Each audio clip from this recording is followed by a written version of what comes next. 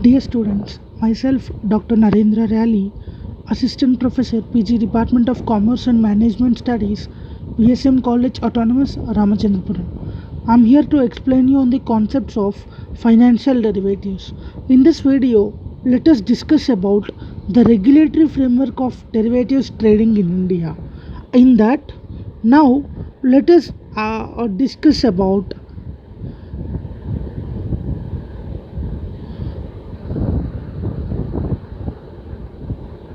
Security Exchange Board of India's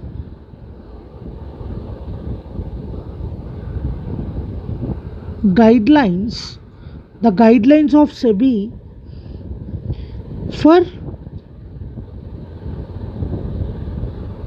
trading in derivatives. The guidelines of Securities Exchange Board of India for trading in derivatives.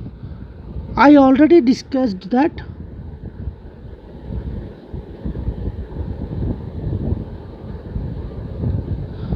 the exchange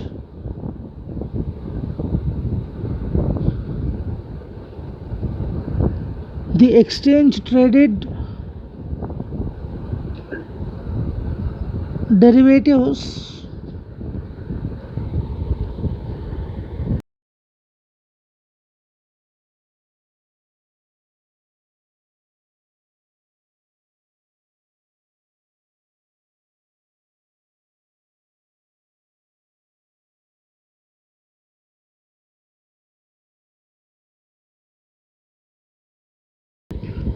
the exchange traded derivatives are controlled by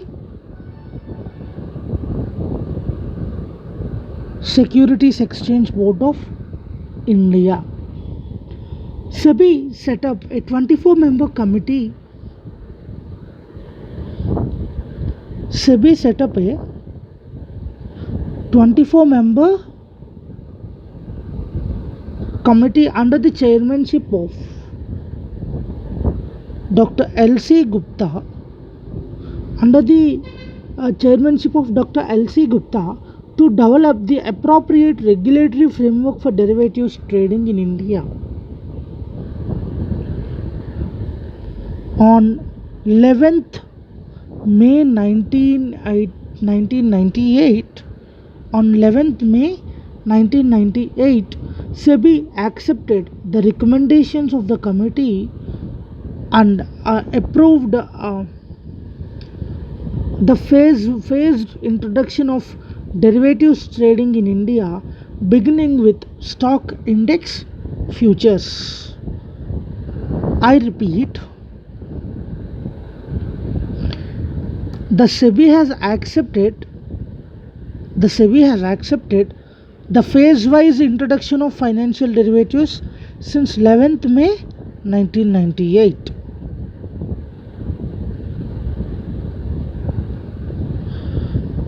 So the first one is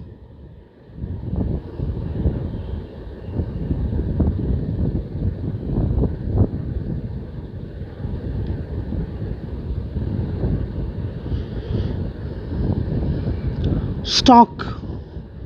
The first one is stock index futures. The provisions in the Securities Contract Regulation Act 1956 and the regulatory framework developed under the trading in securities, the amendment of Securities Contract Regulation Act to include derivatives within the ambit of securities. Here, until this 1998, the word security in the legal definition of in the Indian legal definition, there is no derivative.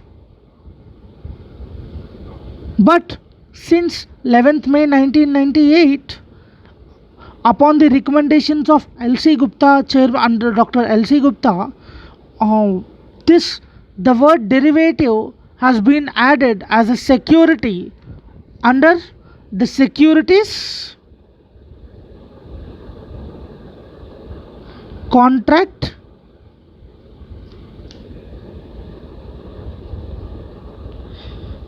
Regulation Act 1956. Therefore, derivatives is possible within the framework of that particular act. The following are the major SEBI regulations for trading of derivatives.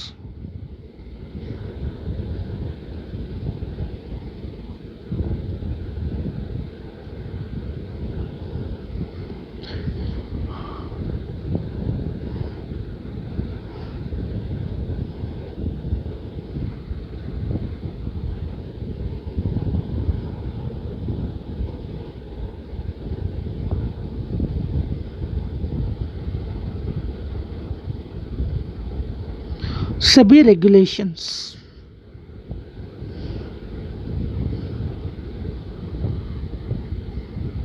Regulations is for trading of derivatives. Any exchange fulfilling the eligibility criteria as prescribed in the committee report may apply to SEBI for grant of recognition under section 4 of first one. You have to remember section 4 of Securities Contract Regulation Act 1956.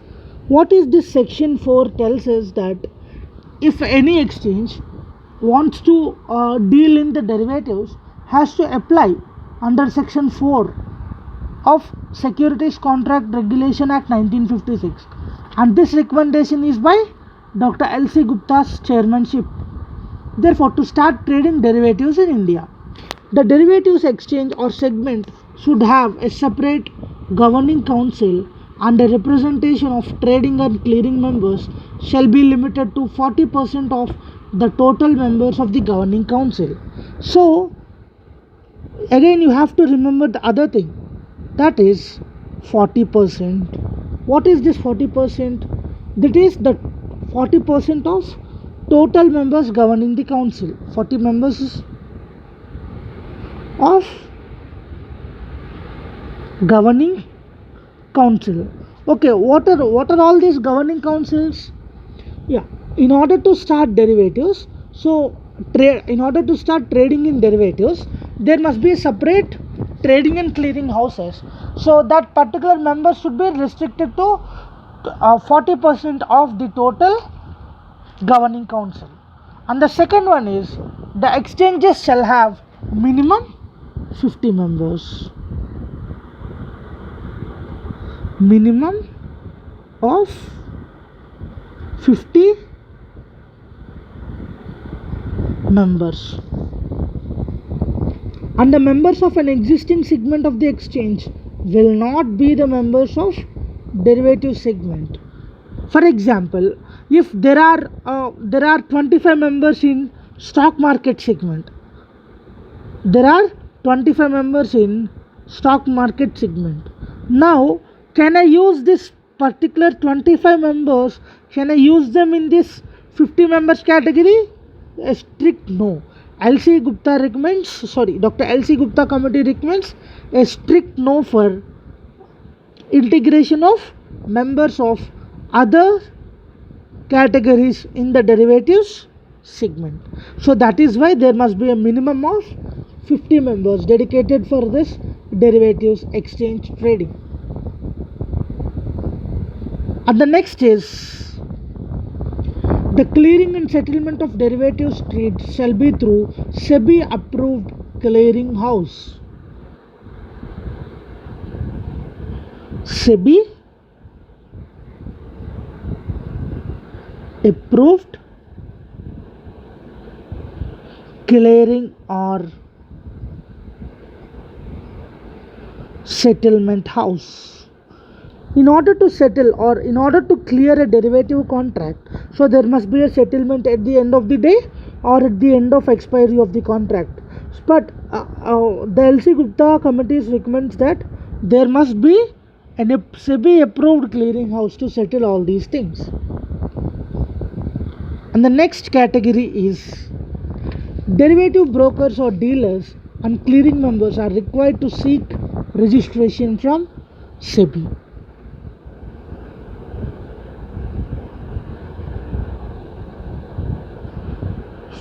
Dealing in derivatives require SEBI permission. If you observe the current demat accounts of any company like Motilal Oswal or Upstocks or Zerodha, all these brokers are dealing in financial derivatives. So how is it possible? That means they must apply that they want to particularly deal in derivatives market. So they must apply the same to SEBI. So only then they are able to do the derivatives trading. And the next one is the minimum net worth for clearing members of the derivatives house. We already said that there must be a SEBI approved clearing house, right? So in order to be a clearing house, SEBI will approve when there is a minimum net worth of 300 lakhs. When there is a minimum net worth of 300 lakhs. For whom? For the SEBI approved settlement house or the SEBI approved clearing house. Only then the SEBI will approve to or allow to trade in the derivatives. Okay, then fine. Somehow we will manage to show 300 crores to SEBI. So will that be sufficient? No. Here again SEBI allows us only capital plus free reserves plus free reserves minus non-allowable assets. Non-allowable assets. That means why all these restrictions? For example, if any company wants to intentionally make a default or intentionally deceive customers, so in such cases, if all compliances are made under SEBI, the SEBI can guarantee the customer or in this case the SEBI can guarantee the investor or trader a guarantee that it is backed by the following measures. Here you heard a new word, that is non-allowable asset. So what are these non-allowable assets? Furniture or any fixed assets, furniture, plant and machinery, or else any bad debts or intangible assets like goodwill, etc. All these are non-allowable assets.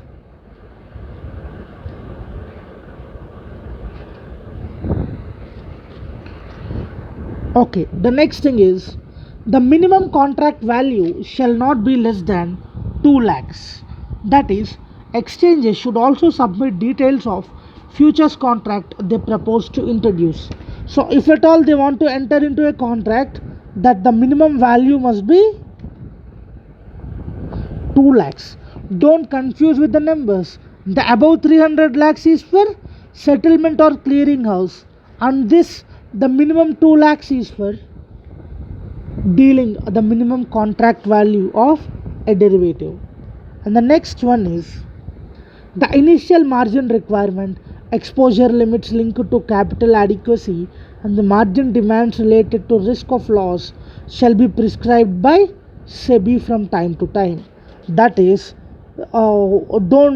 this is just a complicated statement.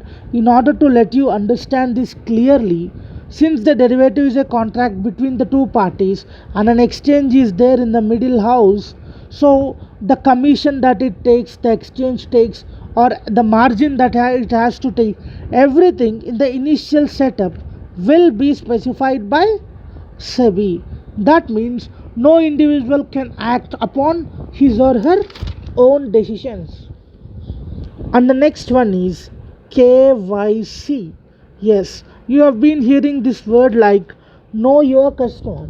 The LC Gupta committee report requires the strict enforcement of KYC rule that requires every client shall be registered with a derivatives broker. For example, if Mr. Narendra doesn't have any demat account or doesn't or isn't registered with a derivatives broker or any derivatives segment. Say for example, I have a demat account with Upstocks, a broker, a stock broker. Now I have only the segment of stocks. That is, I can buy and sell any particular individual stock. But here I haven't registered for any derivative segment. Why? Because at that time of registration I only need stocks. Now can I, since though I am not a derivatives client, can I buy the derivatives through exchange since I have an account with Upstocks and the Upstocks is eligible to trade the derivatives? A strict no for that. Why? Because though Upstocks is eligible to trade the derivatives, the customer haven't registered for this derivatives segment. The customer has registered only for the equity segment and the cash segment. So that is why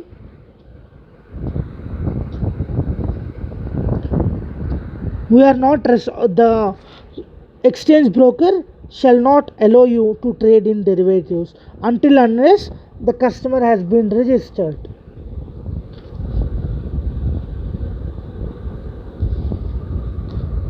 The clearing corporation shall perform full novation, that is, shall interpose itself between both the legs of every trade.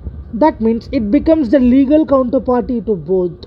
Whatever we have to do within the limits of that clearing house. Why? Because it has came into the market with by minimum 300 lakhs of amount under the SEBI approval. So therefore there is no point of deceiving the investors or deceiving the traders.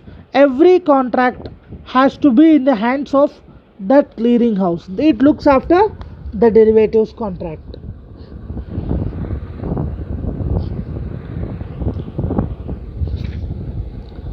Presently, SEBI has permitted derivative trading on the segment of BSE and the futures and options segment of NSE.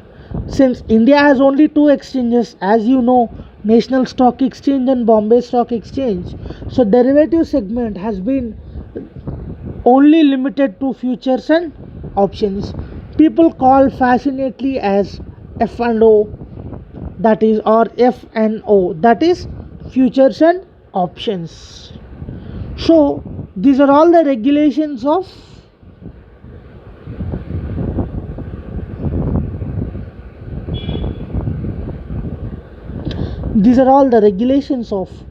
Securities Exchange Board of India, in particular to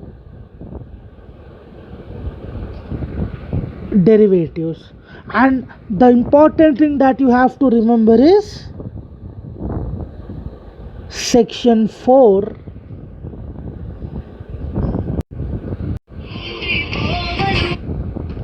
the securities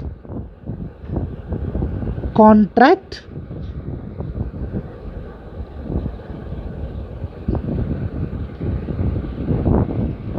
regulation act. The Securities Contract Regulation Act, that is of 1956. Sir, how can we remember this 1956? You can remember, even in the mercantile law, the Companies Act is also under 1956. So this logic will survive your remembering power. That is section 4, the Securities Contract Regulation Act 1956, and also the recommendations of Dr. L.C. Gupta ji. So the recommendations of Dr. L.C. Gupta. SEBI accepted derivatives trading in India in the years 1998.